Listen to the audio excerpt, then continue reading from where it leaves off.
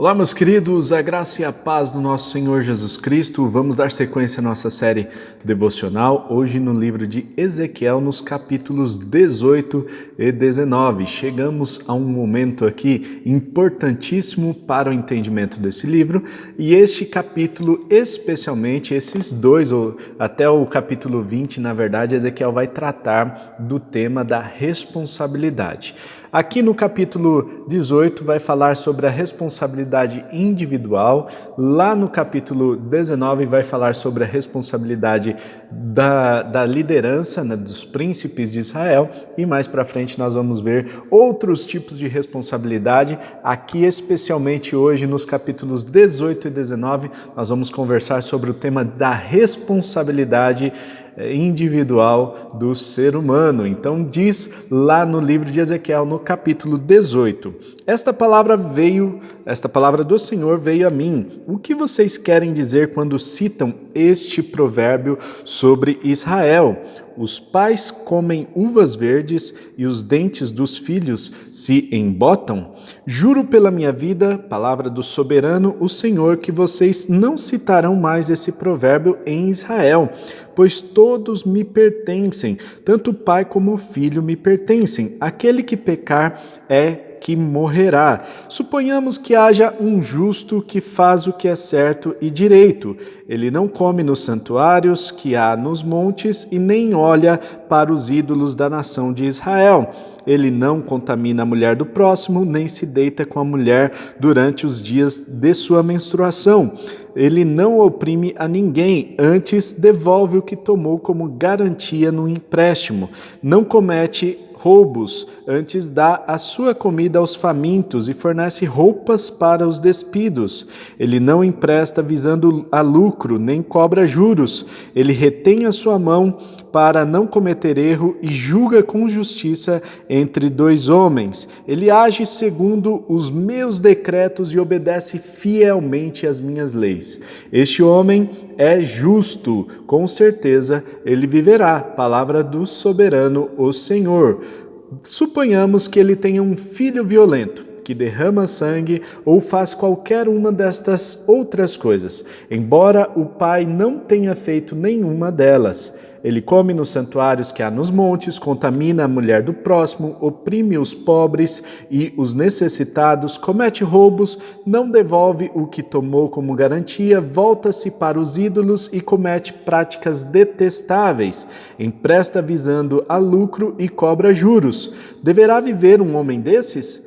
Não, por todas essas práticas detestáveis, com certeza será morto. Ele será responsável por sua própria morte. Mas suponhamos que esse filho tenha ele mesmo um filho que vê todos os pecados que seu pai comete e, embora os veja, não os comete. Ele não come nos santuários, o que há nos montes, e nem olha para os ídolos da nação de Israel. Não contamina a mulher do próximo, não oprime a ninguém, nem exige garantia para um empréstimo, não comete roubos, mas dá a sua comida aos famintos e fornece roupas aos despidos. Ele retém a mão para não pecar e não empresta visando a lucro, nem cobra juros. Obedece às minhas leis e age segundo os meus decretos. Ele não morrerá por causa da iniquidade do seu pai, certamente viverá, mas seu pai morrerá por causa de sua própria iniquidade, pois praticou extorsão, roubou seu compatriota e fez o que era errado no meio de seu povo. Contudo, vocês perguntam, por que o filho não partilha da culpa de seu pai? Uma vez que o filho fez o que é justo e direito e teve o cuidado de obedecer a todos os meus decretos, com certeza ele viverá. Aquele que pecar é que morrerá. O filho não levará a culpa do pai, nem o pai levará a culpa do filho. A justiça do justo lhe será acreditada, e a impiedade do ímpio lhe será cobrada. Mas se o ímpio se desviar de todos os pecados que cometeu e obedecer a todos os meus decretos, e fizer o que é justo e direito, com certeza viverá, não morrerá. Não se terá lembrança de nenhuma das ofensas que ele cometeu. Devido às coisas justas que tiver feito, ele viverá. Teria eu algum prazer na morte do ímpio? Palavra do soberano, o Senhor. Ao contrário, acaso não me agrada vê-lo desviar-se dos seus caminhos e viver? Se, porém, um justo se desviar de sua justiça e cometer pecado e as mesmas práticas detestáveis dos ímpios, deverá ele viver? Nenhum de seus atos de justiça será lembrado, por causa da infidelidade de que é culpado e por causa dos pecados que cometeu, ele morrerá.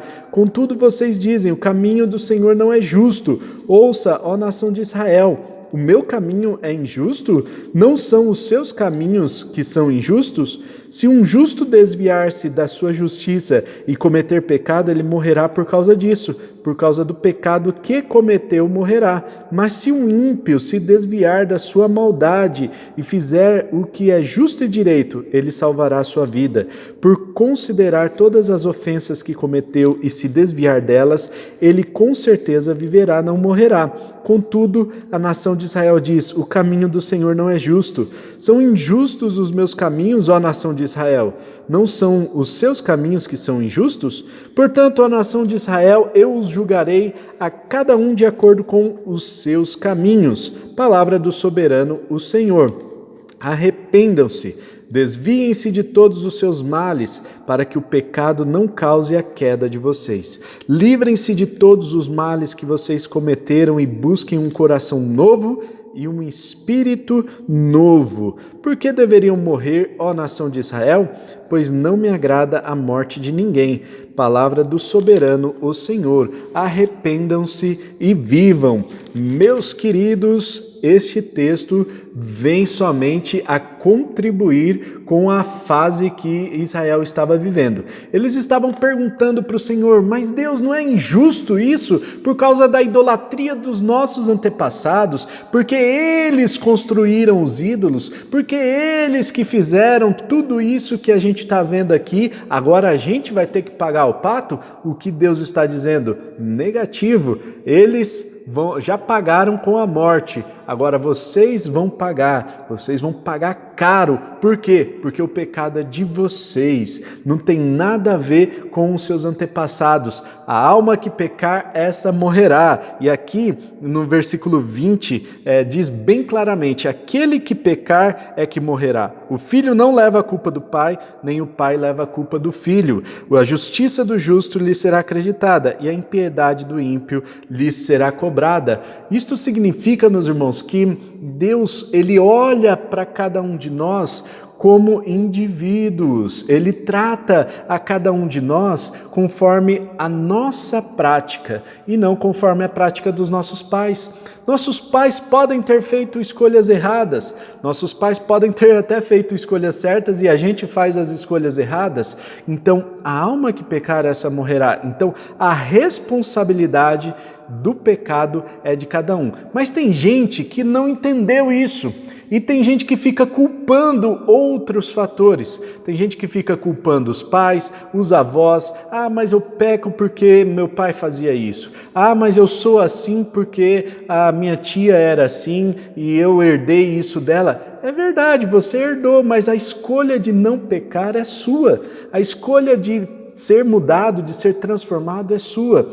Então essa verdade é que a palavra de Deus está sendo trazida aqui em Ezequiel capítulo 18. Agora tem gente falando assim, ah, mas e aquela questão da maldição hereditária, das heranças espirituais? Este não é o assunto do nosso vídeo de hoje, porque não está aqui dentro do nosso devocional. Mas perceba que aquilo que está lá em Êxodo, capítulo 20, né, os versículos 3 até 5, falando sobre a visitação da iniquidade dos pais até a terceira geração dos filhos, terceira e quarta geração, percebam que aquele texto é complementar a esse. Nenhum dos textos se opõe. Então nós precisamos estar com os nossos olhos abertos, porque uma coisa é visitar a iniquidade e outra coisa é você ter a escolha de pecar e você escolher não pecar. Então,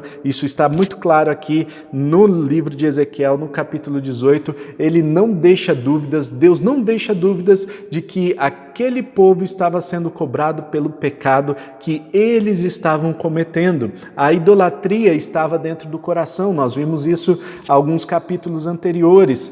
A idolatria daquele povo, ainda que não fosse uma idolatria velada, assim, descarada, né? Não fosse aquela idolatria que todo mundo visse, era uma idolatria que estava no coração de cada um e eles sabiam muito bem disso. No entanto, eles queriam culpar outros. Havia, naquela época, um senso de comunidade de Israel, né? Então, Israel é sempre aquela vida em comunidade, aquela coisa, todo mundo juntinho, e se um padece, o outro padece também. A vida em comunidade é muito interessante a gente observar isso, com certeza. É importante a gente ver assim, o contexto bíblico. Deus vem para salvar não apenas indivíduos, mas Deus vem para salvar a sua igreja, né? Então essa igreja é a comunidade Israel espiritual. Então Deus olha para a comunidade como um todo, isso é verdade, mas Deus olha também sob a perspectiva do indivíduo. Então nós temos a perspectiva da comunidade e nós temos a perspectiva do indivíduo. Agora não adianta a gente ir no embalo de meu pai é crente, meu pai faz oração por mim, meu pai ele lê a Bíblia, ele tem uma vida de devoção bem legal, então eu vou ser salvo, eu estarei no embalo aqui dos meus pais. Isso não acontece, tá? E a alma que pecar essa morrerá, ou seja, cada um é responsável pelos seus atos e pela sua própria salvação. No livro de Ezequiel, nós vemos isso claramente descrito. Deus vai trabalhando essa temática com Ezequiel e trazendo a responsabilidade de cada indivíduo. Eles tinham que entender isso. Já no capítulo 19, meus irmãos, nós vemos que é interessante Deus tratar aqui esse lamento, né? Lamento pelos príncipes de Israel. Ezequiel escreveu esse lamento pelos príncipes porque a liderança havia se corrompido. E aqui nós vemos a responsabilidade também daqueles que são líderes. Aqueles que são líderes, eles têm uma responsabilidade maior ainda, não apenas como indivíduos, mas como influenciadores que eles são. E, portanto, a responsabilidade de cuidar dessas pessoas. E nós vemos que eles não foram fiéis no trato, na liderança e, portanto, eles estavam sendo julgados também. Todo esse juízo que é tratado no livro de Ezequiel, nós vemos que acontece porque a nação toda pecou, do primeiro até o último, né? Então, todas as pessoas ali estavam de alguma forma pecando em seus corações e por isso Deus traria juízo sobre todas as pessoas. No entanto, nós vemos aqui que há uma chance de arrependimento. Além dos líderes, além dos indivíduos, né, há uma chance aqui para o arrependimento dessas pessoas. Nós vemos que no versículo 21 diz: se o ímpio se desviar de todos os pecados que cometeu e obedecer a todos os meus decretos e fizer o que é justo e direito, com certeza ele viverá, não morrerá. E aí depois, no versículo 30, ele diz: arrependam-se, desviem-se de todos os seus males para que o pecado não cause a queda de vocês. Livrem-se de todos os males que vocês cometeram e busquem um coração novo e um espírito novo. É somente com um coração novo e com um espírito novo que nós vamos estar perto do Senhor, estar próximos do Senhor e obteremos a salvação. Arrependam-se, você que está longe dos caminhos do Senhor, há chance para você se arrepender. Você que um dia esteve próximo a Deus, um dia que você esteve na igreja e hoje está afastado, arrependa-se e volte para os caminhos do Senhor. Ele está de braços abertos para te receber. Vamos orar? Pai Celestial, muito obrigado por esta palavra e muito obrigado pela sua graça que nos recebe em seus braços, que hoje nós nos arrependamos das nossas práticas, que assumamos a nossa responsabilidade como seres humanos, sem culpar a outros, mas assumindo que somos pecadores e que precisamos da sua graça e misericórdia para experimentar o perdão em nossas vidas. que hoje nós possamos experimentar tudo isso em nome de Jesus. Amém e amém. Não se esqueça de compartilhar esse vídeo e deixar aqui o seu like, fazer um comentário de como esse devocional tem abençoado a sua vida e também como que a gente pode melhorar, tá certo? Um forte abraço. Também, se inscreva no nosso canal aqui e ative o sininho para ficar por dentro dos próximos vídeos. Um forte abraço, tamo junto e tchau.